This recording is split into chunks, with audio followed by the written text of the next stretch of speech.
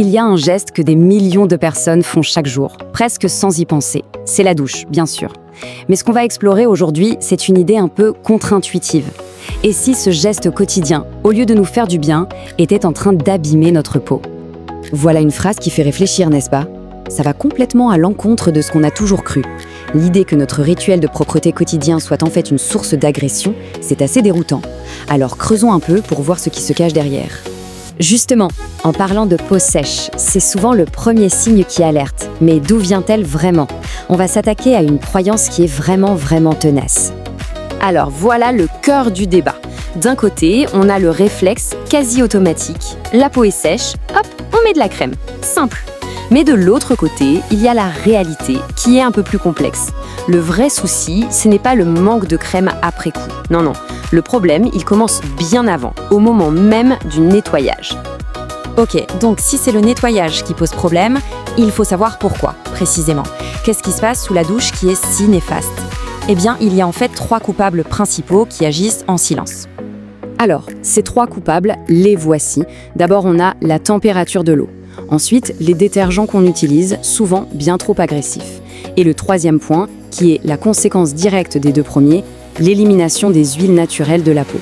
On va décortiquer ça point par point. Commençons par le premier coupable. Et c'est peut-être le plus surprenant, parce qu'on n'y pense jamais, l'eau.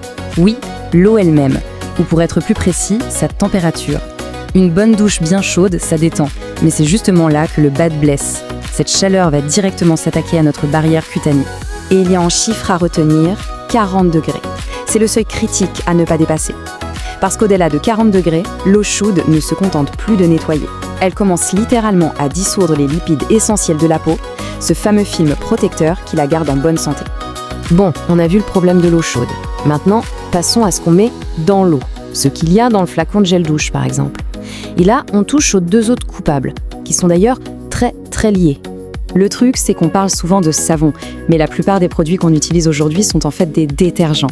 Et le problème avec les détergents, c'est qu'ils sont, disons, un peu trop efficaces. Ils sont conçus pour tout décaper et ils ne font pas la différence entre la saleté et les bonnes huiles qui protègent notre peau. Résultat, ils emportent tout. Alors si on met les pièces du puzzle ensemble, on a de l'eau trop chaude d'un côté, des détergents puissants de l'autre. La conséquence est assez logique et même inévitable. Notre barrière protectrice, notre bouclier naturel se retrouve complètement affaibli. Et qu'est-ce que ça veut dire concrètement une barrière affaiblie?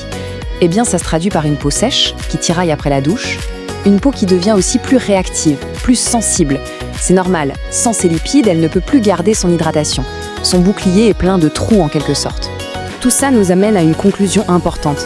Si le problème commence avec le nettoyage, la solution doit logiquement commencer là aussi. Ça change complètement la façon de voir les choses.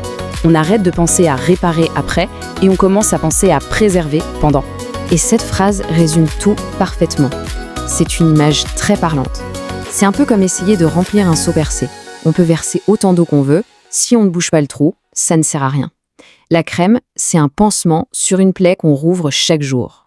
Et on va finir là-dessus, avec cette question qui ouvre pas mal de perspectives. Et si la santé de la peau commençait avant la crème? Et si le vrai premier geste de soin, le plus fondamental, ce n'était pas d'hydrater, mais tout simplement de se laver différemment, avec plus de douceur?